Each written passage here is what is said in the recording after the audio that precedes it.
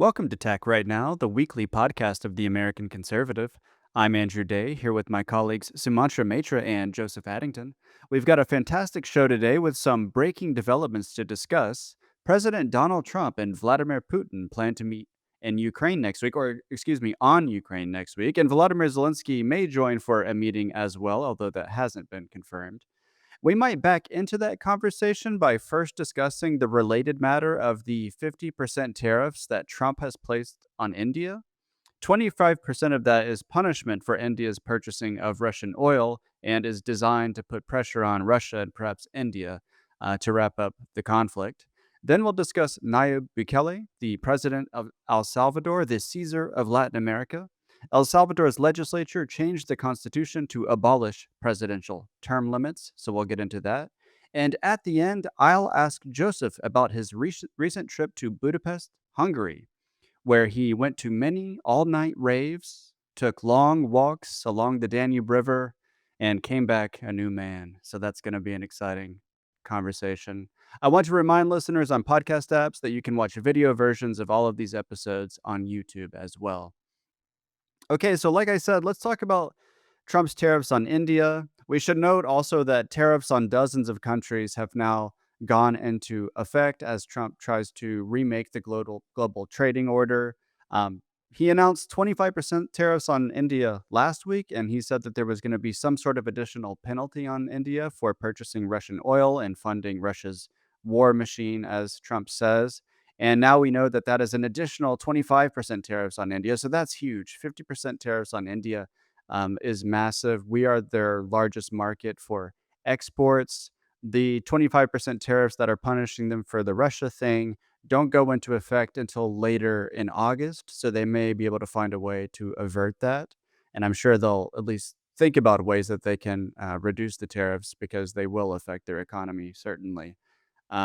Trump had set a deadline of this Friday, so that's tomorrow. We are taping Thursday afternoon for a full ceasefire in Ukraine, and he said he'd ramp up the pressure on Russia and Putin if Putin doesn't halt the fighting.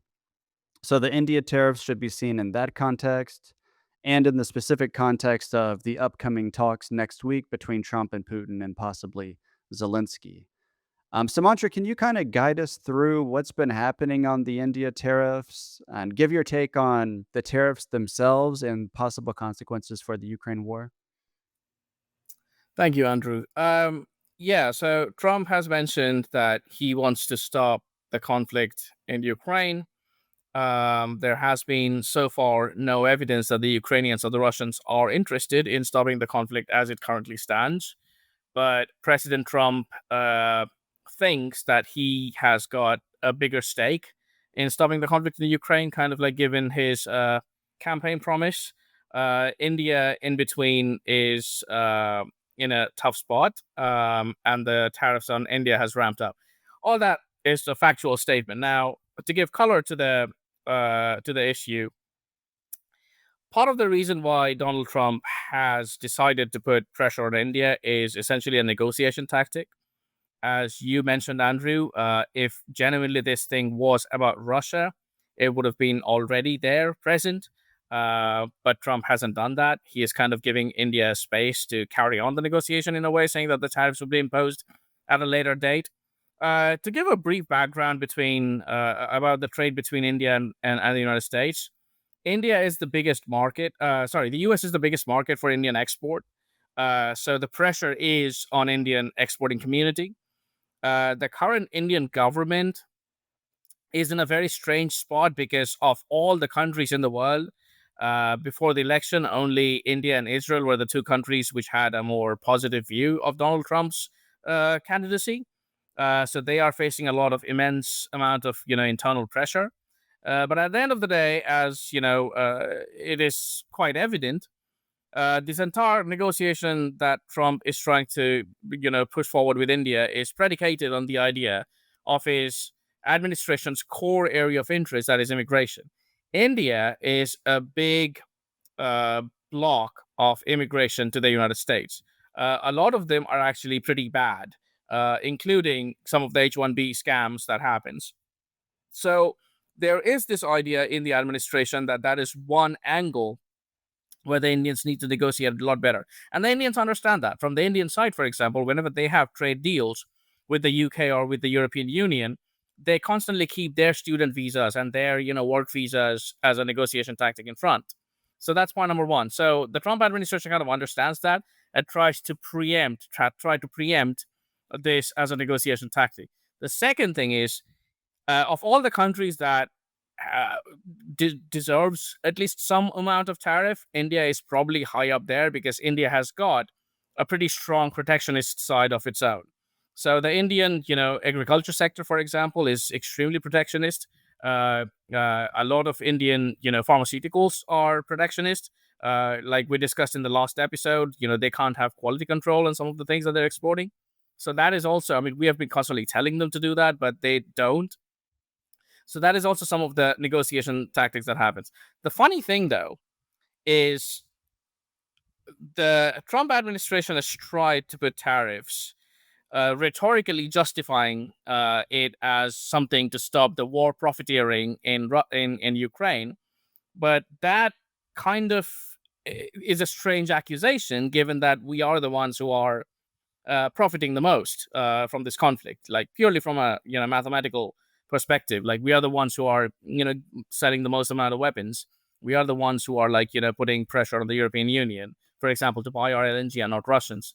So war profiteering kind of like accusation goes both ways, and part of the reaction from the Indian side has been like how unfair this accusation has been. The Indians were making money out of it. There's no denying that. They have been buying Russian oil and selling it to Europe. But the other side of the story is it's the Europeans who are actually buying the Russian oil, and there are not much tariffs on Europe. So the simple reality, to sum it up, is India is not that big of a factor in the U.S. foreign policy compared to European Union, or Russia or even China. And the fact that Indians cannot put that much amount of pain on the United States compared to what China could do. In international relations, the strong do what they can and the weak suffer what they must. And that is part of the reason why you are seeing this disproportionate amount of pressure on the Indian, negotiation. I still do think that it would go away. At the end of the day, there is no appetite for continuation of a conflict in Ukraine. Even the Ukrainians don't want that, according to the latest Gallup poll. And the Indians definitely don't want this, conflict to go on forever between the United States and India. So I think they are going to, bend their knee and sort of come to a deal in between. Whether that happens in the next few weeks, I don't know.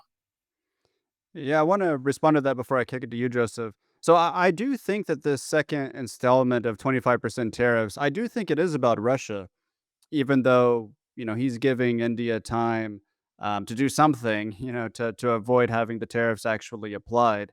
I think what Trump is trying to do, a lot of people are seeing these secondary sanctions on Russia, these secondary tariffs on Russia as attempts to put pressure on Russia, like direct pressure from the US.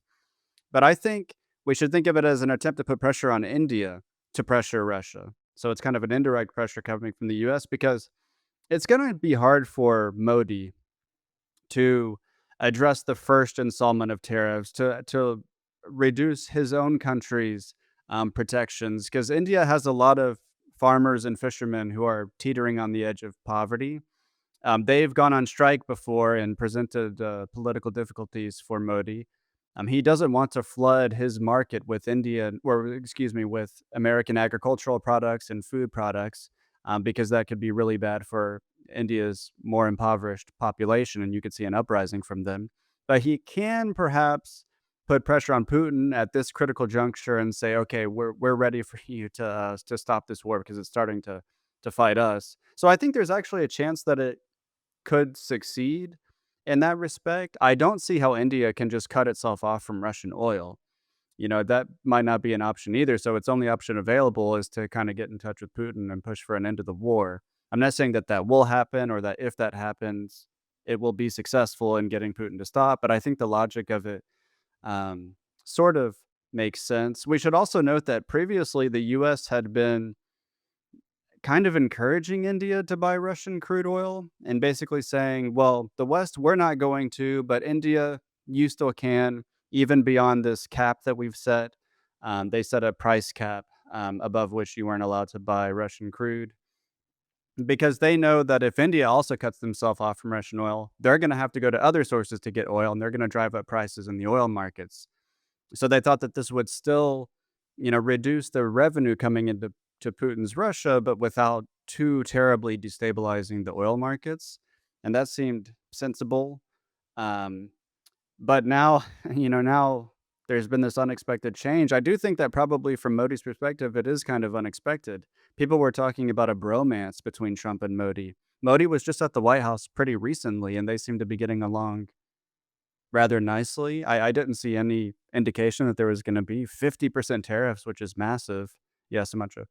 So, a couple of things. One, you're absolutely right about the Indian agriculture product. There is an added amount of problem in India. Indian agricultural products don't go directly to the market; they go to the middlemen who are dealers. So Mm. there is this entire system where the farmers, for example, in the different states, cannot sell their products directly in the market. They have to go through an entire, a system of middlemen who then go on and make, profit. Like there were like protests in New Delhi when Modi actually tried to change that system, but that obviously didn't happen because there is this huge lobby in India which is protesting. The second point is it's interesting given that India and China are traditionally not allies. They have fought wars in 1962 as recently, and in 2017 there was a border skirmish. There has been an interesting change in China's diplomacy in India to try and kind of like seduce India towards its own bloc. One of the biggest threats to the United States is India is the only country in BRICS which opposed a common currency. If India's veto goes away in BRICS, and if they launch a common currency as a reserve currency to, trade, that is a far bigger threat to the dollar than anything in recent history. A third point is, as you mentioned, uh, Indians cannot just change their dependence on Russian and Iranian oil because, given that they have been the two countries which have stuck by India for in some of the worst times.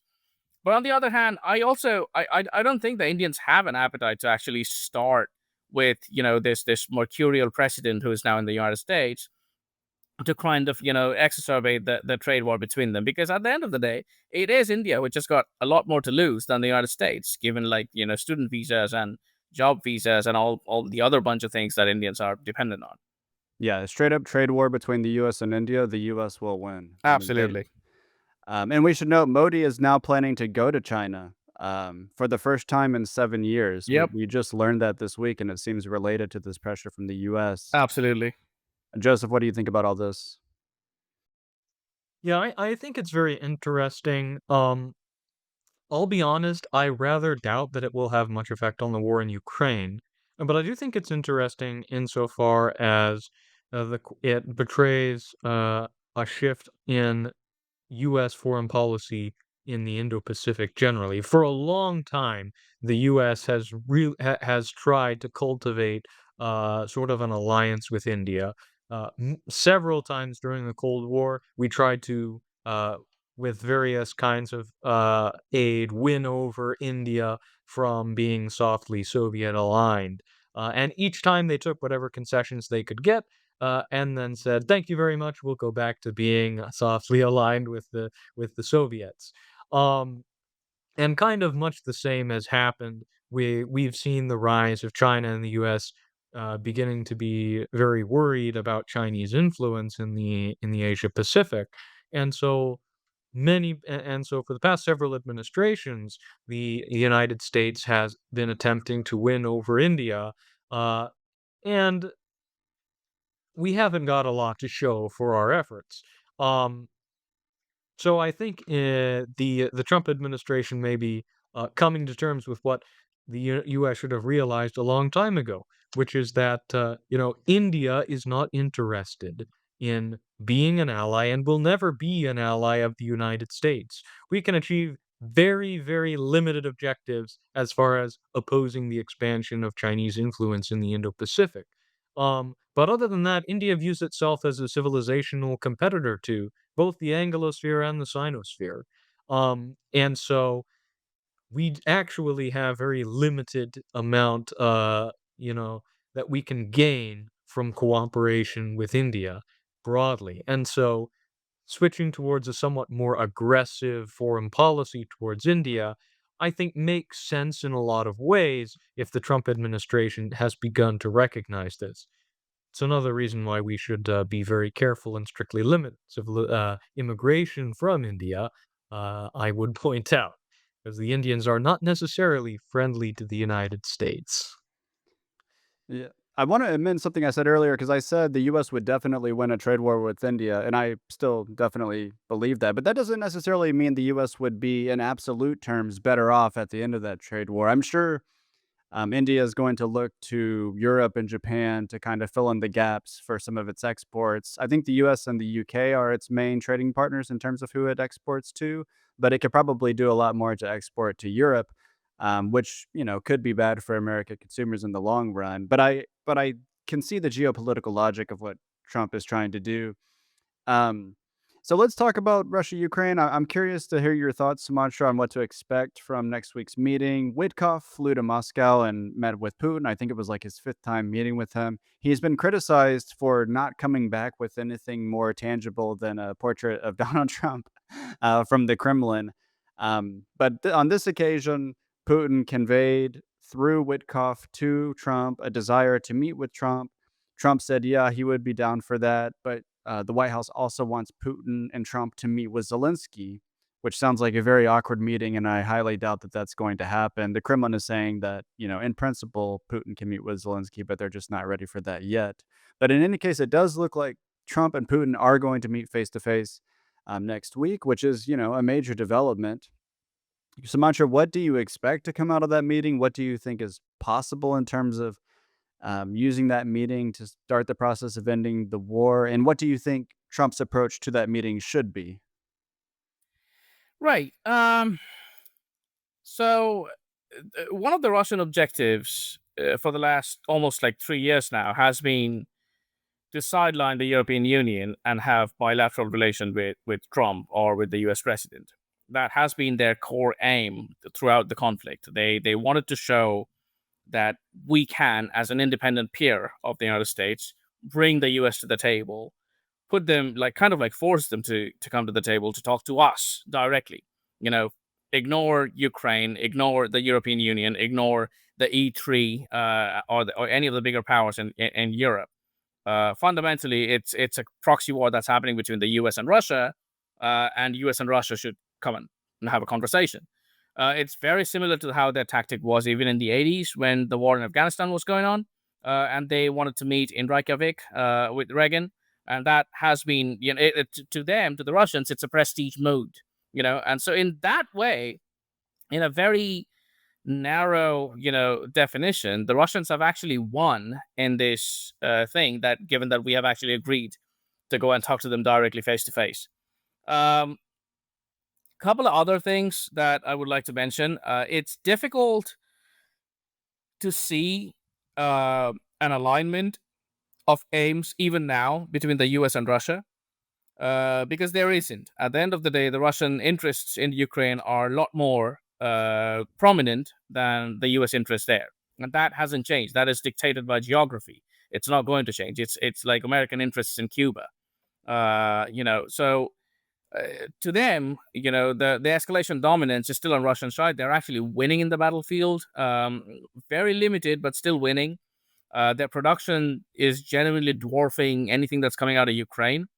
And the Ukrainians understand that. Part of the reason why the Ukrainians are trying to sort of divide their war or conflict and their axis into various parts, like it's essentially kind of like a show. Like they know who to appeal to in Washington, D.C. So fundamentally, the US and Russian interests in Ukraine are still different, and there is not much progress to be had if we think that we would be in a position just the moment we are talking, like we'd be aligned with the Russians and we can figure out things. The second aspect of this is there is a whole the continent where the conflict is actually happening is not on the table. I don't think in recent history I've seen Europe to be this powerless that they have shown to be since the tariff wars with Trump and this one. I don't really know how they get back their voice after this. Like they it's quite literally like the U.S. and Russia talking over and trying to have like a Yalta part two, and deciding the fate of Ukraine. Number three, I don't know if the Ukrainians are very happy about it, even though they are saying they want to, come and have a conversation with the Russians. Because the last time when the US and Russians were actually, planning to talk face to face, it was the Ukrainians which scuttled the peace talks by bombing the Russian shadow bomber fleet. So they are still not happy, as you can see, like from the various tweets, and social media posts of the people in the politicians in the Baltics or in Poland, for example. None of them are very happy about it. The European Union has so far decided to go along and play the long game. I think what Trump should do at this point of time is kind of get a nominal victory. I think that is what he's interested in getting. Another thing to bring back to the India topic, which he didn't get during the India and Pakistan conflict, is one of the reasons why he's so pissed off with India, is because the Pakistanis, even after they got bombed, they said that, you know what, we're going to nominate Trump for the peace process because it was because of Trump that the conflict between India and Pakistan stopped. And the Indians didn't really say that. Trump clearly likes, other countries say that he is the one who got them, to come to the table and get peace. It appeals to him. The Russians understand that. The Ukrainians understand that. Now, whether the Russians are going to appeal to that side of, to that side of Trump, to that vanity of Trump, saying that, by the way, thank you for bringing us to the table and we can talk, is something to be seen. Whether the Ukrainians would accept that or try to scuttle that, with some of their actions is again something to be seen. So far, if I was advising the Trump administration, I tell them what I've said 2 years back and I've been saying since then. At the end of the day, this conflict is not in our interest. If we are in a future potential rivalry with China, and in a situation where Chinese are actually gaining on us when it comes to AI or when it comes to a whole bunch of other things, then every single other conflict takes a secondary stage where we can go and have a negotiation and just walk away. We can tell the Russians that, by the way, create a ceasefire. You can have whatever you've gained so far, and we are going to walk away, and we are not going to start funding the Ukrainians. But on the other hand, even if we keep funding the Ukrainians, there is no guarantee that the Ukrainians are going to win. So we are automatically at a disadvantage. I think whoever is advising the Trump administration should understand that we are not in a position to actually do much in Ukraine. We can happily perpetuate the conflict, but there is not much to be gained from that anyway. The Russians are clearly having an upper hand in Ukraine. So if they are having something to offer, and if Ukrainian neutrality is the cost of it, then I'd probably suggest them to go for it. Yeah, and it seems like there is a distinction or even a tension between Trump's promises of ending our involvement in Ukraine and ending the Ukraine war. And that distinction and that tension have become more prominent since Yes. the initial diplomatic overture to Russia didn't succeed in getting Putin to stop the war. Because now it seems like, okay, if you actually want to do something to stop the war, it's going to require putting more pressure on Putin. And as you mentioned, it's not clear that even that will work. It might just lead Putin to kind of hunker down and dig in. So he doesn't seem to be capitulating to the West. So yeah, I'm going to be watching this meeting closely. I mean, we have gotten a couple good signs, I guess. The Kremlin is making some noises about the possibility of an aerial ceasefire, which is not the full ceasefire that Trump had demanded, but would certainly benefit Ukraine more than Russia at this point, given how many aerial attacks are coming at Ukraine constantly. Some Kremlin aide recently told this journalist that the U.S. side had presented an agreement that the Kremlin deemed acceptable. It was kind of vaguely worded, but it was possibly cause for optimism. I kind of want to move on to Bukele. So Joseph, I'm gonna kick it to you as our, you know, Latin America specialist.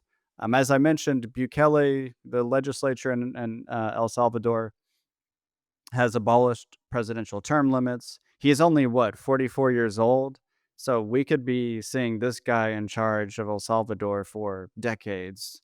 Um, Obviously, he's been accused by many as being an autocrat. The Biden administration was very critical of his human rights record and the deficiencies of due process as the Biden administration saw it in El Salvador. He's become a hero for certain factions of the American right because he's really reduced the crime rate of El Salvador and turned that country from being one of the most dangerous in the Western Hemisphere to being like safer than Canada.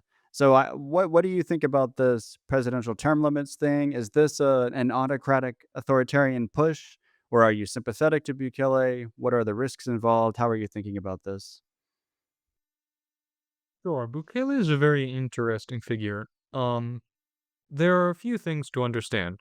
First of all, so the El Salvador amended their constitution to remove presidential term limits and to change the term of election from to 6 years. So elections will now be longer as well. Were they Or for rather, before? terms will be longer. Yes. Um, and so, in effect, what this is doing is allowing for Bukele to continue to be elected president. Otherwise, he would be constitutionally ineligible. But the thing that you have to understand is that this is not a dictatorial process. This is not an authoritarian process. In fact, is incredibly popular. Bukele's approval ratings are in the 90s, and so he is freely being elected and probably will continue to be freely elected for some time because he is extremely popular. The El Salvadorian people view him as the person who brought order and safety to El Salvador. And so it's natural that they want him to continue in office because they feel that their security and prosperity depends on it. And that is perfectly reasonable. Uh, but there are a few things that should be kept in mind.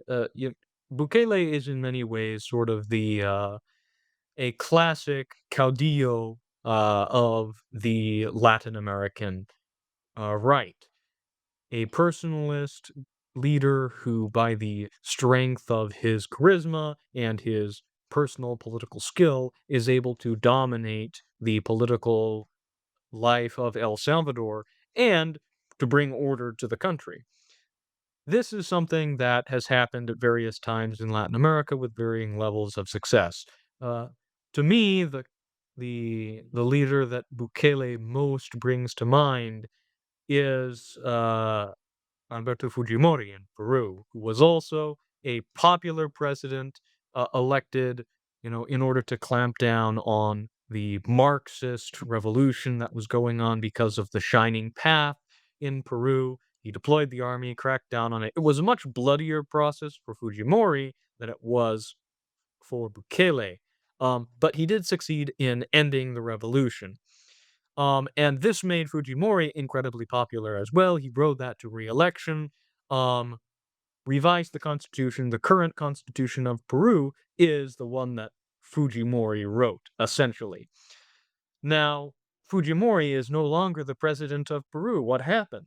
Well, Fujimori's popularity enabled him to turn a lot of the mechanisms of the Peruvian government into a patronage scheme for his friends and favorites. And so you ended up having something like 15% of the government revenues of Peru siphoned off into essentially corruption schemes. Um, and the Peruvian people even tolerated this up until the point where his essentially right-hand man, the head of his security service, got videotaped handing off a fat stack of bills to a Peruvian senator to bribe him into voting for one of Fujimori's initiatives. That by that point, it was too far, and Fujimori fled the country. Well, he went out of town on a diplomatic trip to Asia, and then famously announced his resignation via fax machine from Japan. Um, so that's one of the possible downfalls of caudillismo.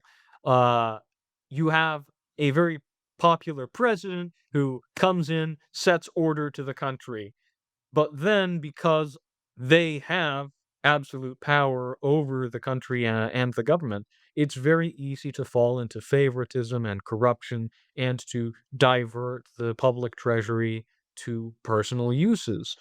Um, it's sort of the natural course of government. And if you're not a very particular kind of personality that is resistant to the natural temptations that having a lot of power and money available to you provides, then it's a very easy failure mode because there are no checks and balances under Caudillismo, and Bukele is going to face the same thing. It's going to be an extreme test of character for him. There is nobody in El Salvador that could reasonably challenge him. He's extremely popular and for very good reason, and he controls everything in the government.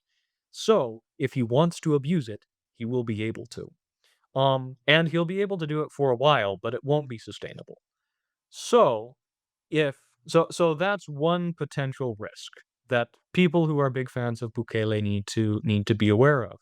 Um, I don't know Bukele personally. I can offer no thorough opinions on his incorruptibility. Um, Unfortunately, given the track record of Caudillismo in Latin America, I can't say that I'm terribly optimistic. Um, so I hope that Bukele turns out to be incorruptible. But I wouldn't bet on it. Well, on that, and just quickly, there's been sometimes when you're reading about El Salvador, you hear these insinuations that he's made some sort of secret deal with El Salvadorian gangs. Do you know what I'm talking about? Is there any truth to that? Yes. So there's pretty good evidence that Bukele was in discussions with some leaders of various gangs in El Salvador. Um the uh the newspaper El Faro came out with a number of documents from recording various conversations between officials in El Salvador's government and uh various gang leaders in prison. I don't think they are particularly damaging, just because the kinds of arrangements that people usually think about is something like, oh, the government agrees that they're not going to persecute gang leaders in return for the gangs not essentially making too much trouble, murdering too many people, causing too much violence, and so forth. And this allows the gangs to maintain power and the crime rate to go down so then the government can say, oh, we did something. That's often what's insinuated. That is not the case for what Bukele was doing. In a lot of cases, it was things like, we will the offer was essentially, if you cooperate for us with various small things, we will give you as a gang leader some better accommodations in the prison, things like this. And it's also things that I think are potentially excusable as cultivating intelligence sources within the government. Like there are obviously reasons that Bukele would be interested in making the gang leaders believe that he was friendly with them and was willing to treat with them, and then ruthlessly crack down on them later once he's won their confidence. So I don't think that there's any evidence that Bukele, for example, is somehow a puppet of the gangs or that he is actually collaborating with the gangs and that's how he reduced crime. No, he legitimately destroyed the gangs, threw all of their members in prison, and completely eradicated their entire criminal infrastructure in El Salvador. That's ultimately what matters. Yeah, that was my impression, but it was nice to get some insight on that. Sumantra, what do you think about Bukele and what he represents and how certain factions of the American right have come to treat him as a sort of hero figure? I mean, look, from what it seems to be, he seems to be a pretty decent guy who's doing a really good job in, uh, cutting down on law and order and crimes in El Salvador. It's kind of interesting. You mentioned there is a certain so the American right is a very interesting phenomena, especially in the recent few years as we have seen. Like we don't really know what the philosophical constraints of that thing is. On one hand, they want a Singapore style Lee Kuan Yew situation. Well, Singapore is an extreme example of imposed multiculturalism, which works pretty well. I mean, there is the only thing that's not there in Singapore is an absolute freedom of speech and the kind of lawlessness that we would see in our streets. Its main three components are Chinese Chinese, Malaysians, and Indians, and they are extremely strong when it comes to law and order. Extremely very clean city. It's one of the most beautiful places you can go. But as LKW himself said, you cannot have complete democracy and freedom of speech and law and order and multiculturalism at the same time. You have to choose two, and he chose two, where the democracy and the free speech part is not that high. I'm glad that Joseph mentioned Fujimori. Two of the examples of Latin America, who are uh, dictatorial, by the way, are two who actually assimilated to the host culture, but they are basically, from a foreign culture. Bukele is a Palestinian, and Fujimori is Japanese. So it's a classic example of someone who is assimilating to the host culture to the point where they are actually doing a lot of things that needs to be done. If that is the right, I'd be interested to see more about that.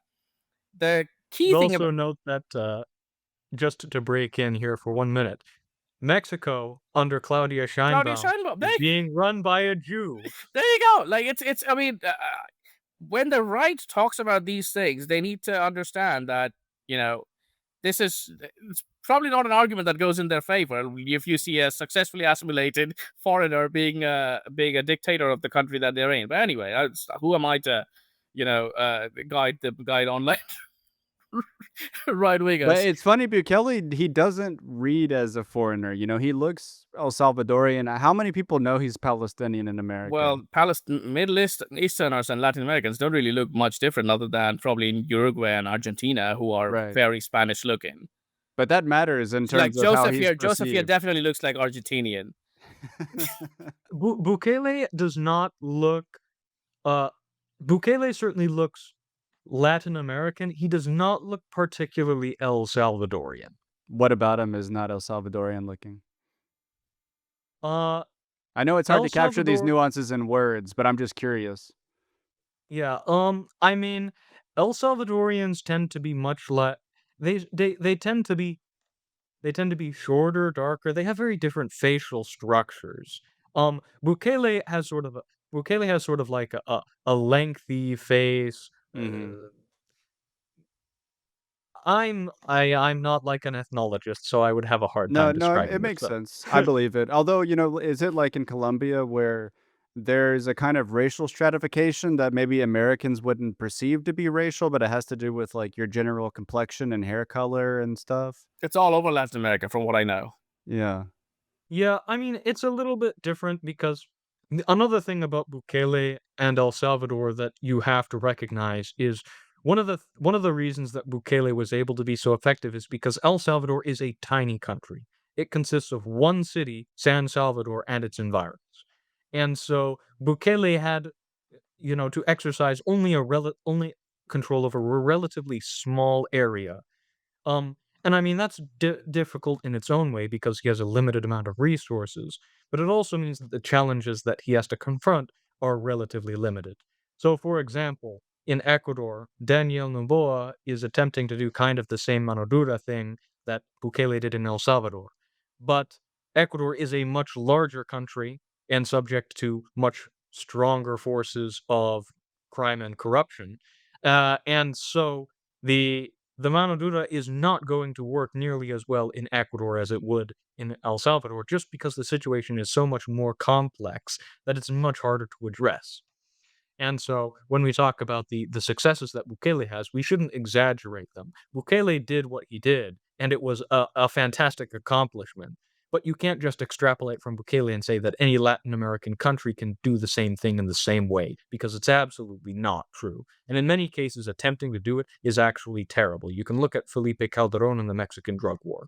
You can't just, send out troops and crack down on cartels. We've tried this before, concretely in Mexico. We know it doesn't work. Mhm. So, I'll say and Sumantra was actually making a similar point to me before we started taping, before you jumped on the call, Joseph, about our inability to kind of extrapolate from the El Salvadorian experience to other Latin American countries or to the United States, which is a very different That would context. have been my second point. Yeah. Like I mean, the idea that I saw a few tweets from random anonymous but very high profile accounts on Twitter saying like, "Oh, this is the dawn of Caesarism," and like I'm like, if your idea of Caesar is like a El Salvador, then I don't think that's replicated in. I mean, if to be very honest, as an international relations theorist, small countries don't really matter much in the world. They are very good examples for very small things. You can learn from them. It's not like they're absolutely meaningless. You can learn some things. For example, you can learn from Hungary about, some of the things that they have done when it comes to education and higher education and informational hegemony. Hungary was one of the most liberal education, higher education countries in the world, and they have changed that in some ways and brought some form of balance in between. El Salvador has done so much more when it comes to law and order. Singapore has done that before, but throughout history and especially during the Cold War, both the U.S. and the Soviets supported dictators all around the world. They were not Caesars; they were backed by us. It is the big countries which matters. It's the great powers which matters. It's the European Union. It's the E3. It's US, Russia, China, India, Japan. Those are the countries that are important. Those are the countries that are. If one of the big countries turned to a dictatorship, that would have so much more effect in the world than anything in Africa or Latin America or Middle East or even parts of Europe. So I am. I mean, I hesitate to put too much into this phenomenon. Obviously, Bukele seems to be a pretty decent guy, but as the final point of Joseph, like at the end of the day, the test is not today. The test will be in 10 years from now.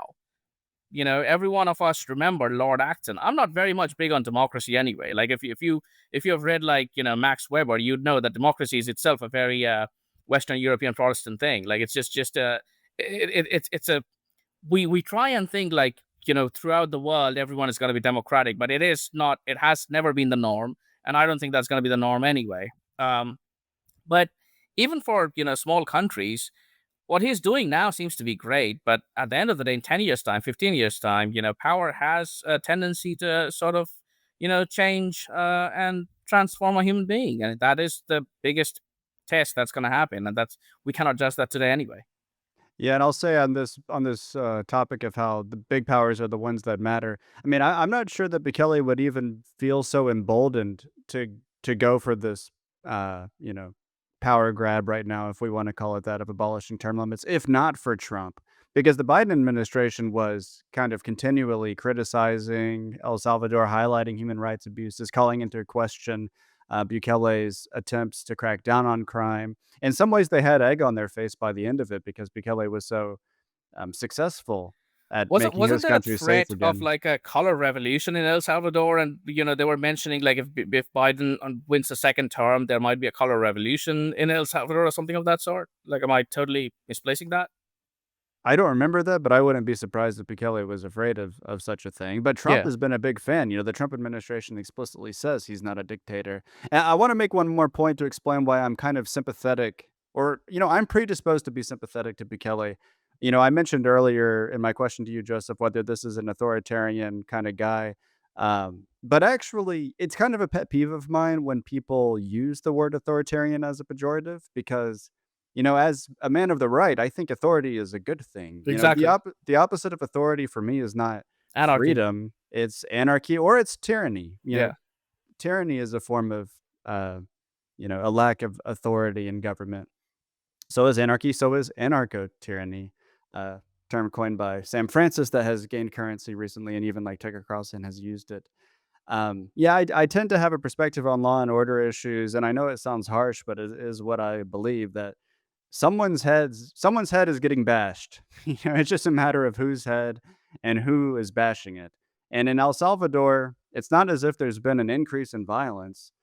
There's been a decrease in violence. It's just the government, the organized violence is more prominent now as they're putting away criminals. And I don't know anything about these claims about due process problems in El Salvador. I wouldn't be surprised if they are if a lot of if some innocent people who weren't really involved in the gangs were kind of swept away in this. But I will note the New York Times had an interesting report because the Trump administration has been sending people to El Salvador to go to their notorious prison for terrorists. And actually, according to the New York Times, and it was just a little small part of the report, we don't have much detail on it, but apparently Bukele at one point was actually expressing a little bit of hesitancy about taking some of these people. He had thought that they would have gone through a more rigorous process to see that they actually had committed crimes. So, for example, the Trump administration supposedly has taken into consideration whether you have tattoos as evidence of your gang affiliation. And that's something that they seem to have borrowed from El Salvador. It's not unheard of in an American context, obviously. But apparently, I think in El Salvador, it's more like specific tattoos that clearly signify a particular gang affiliation, not just like the presence of any tattoo. And apparently Bukele didn't like the idea of even taking like Kilmar Abrego Garcia. He was kind of asking like, did this guy actually do anything? Which it seems like he did. Now that more information has come out. Um, I said that I was gonna ask you about Hungary, Joseph. Obviously, you didn't actually go to all night raves, not that I know of. I was just kind of teasing things a little bit. But yeah, you Joseph, want you to have talk got a about right to remain silent. Yeah, I'd be curious to hear about your trip to Budapest, and also you interviewed Mark Krikorian, is that how you say his last name? About immigration. I'll note that he works right down the street from us in DC. So you didn't have to go to Budapest to interview him. But although I do know that he's often in Budapest, so it's you caught him there. So what did he say? Yeah, so I went recently, to well, I flew into Budapest, but, I was going to you mentioned the efforts of the Hungarian government, Sumantra, to sort of balance out higher education. I went to a festival that was actually put on by Matthias Corvinus College. So that is, one of the Hungarian government's essentially colleges that they and Matthias Corvinus College puts on various events and sponsors conservative speakers, and so that was one of the things that was one of the events that, they had us coming in, so that's one of the reasons Mark Krikorian went in, and they brought in a number of speakers, mostly conservative, but definitely not all conservative, from various places in Europe, the United States, and elsewhere, to address their audiences there. So Viktor Orban actually showed up, and so did Peter Thiel, so that was interesting. Um but yeah, I was able to interview a number of people there. I interviewed Mark Krikorian about immigration. I also had actually there were quite a few people there from Latin America, so I was able to make some interesting connections there. I learned some more about Argentina by talking. There was a great professor from the University of Buenos Aires who I was able to talk to for quite a while about the nitty gritty details of the Argentine political and party system. So, from a strictly informative perspective, it was great for me. Um, but a lot of what Hungary is trying to do, I assume, is build out these networks of conservative intellectuals and provide for a stronger legitimacy for uh, the international conservative movement from which the Hungarian government considers itself a part of. Um, so my interview with Mark Krikorian was part of that. I also had a very good interview with Connor Tomlinson, who is a UK-based journalist, talking about immigration and especially Reform UK, the party system in the UK, which has seen some major shifts in the past year. So that should be interesting. That'll be coming out soon. So it was an interesting event. And the I very, liked it. very deep state in the UK, you also talked to him about, which you should write an Yes, article that is about, correct. because their deep state is very deep indeed. Um, but I think we need to move on to picks of the week. I'm gonna cheat a little bit, and rather than picking an article that came out on the website in the last 7 days, I'm gonna pick an article from our upcoming print issue. We just put that to bed today. If we have bags under our eyes, that's why. Hopefully, this was still an informative episode, even though I haven't been as plugged into the news as usual. So I'm going to pick an article from the upcoming print issue. It's called "A Second Persepolis" by Nick Rowan. I'm not going to talk too much about what it's about, but it's about Iran, it's about film, and it tells a very good story and it's beautifully written, and I highly recommend it. Sumantra, what's your pick of the week? Yeah, I'll go with I'll take something that came out this week. I'll take Doug Bandow's Trump shouldn't play with nuclear fire in Ukraine. Always a sound advice. Let's not, equilibrium is the greatest virtue of international relations. So I suggest everyone to go to the website and read that. Yeah, we didn't even mention that Trump, since we last had a podcast episode, said he was sending nuclear submarines to appropriate regions to counter Russia in response to some Definitely need to read this then. tweets from Medvedev. Joseph, what's your pick of the week?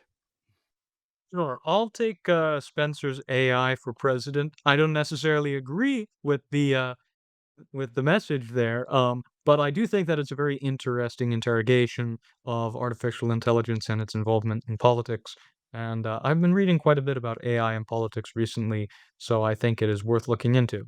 So, Very nice. Well, that brings us to the end of this week's episode. I want to thank our listeners for listening to the end and remind them again we are on YouTube. If you're watching on YouTube, smash the subscribe button, smash the like button, leave a comment, let us know what you think. And I want to thank you, Sumantra, and you, Joseph, for the illuminating conversation. See you next time.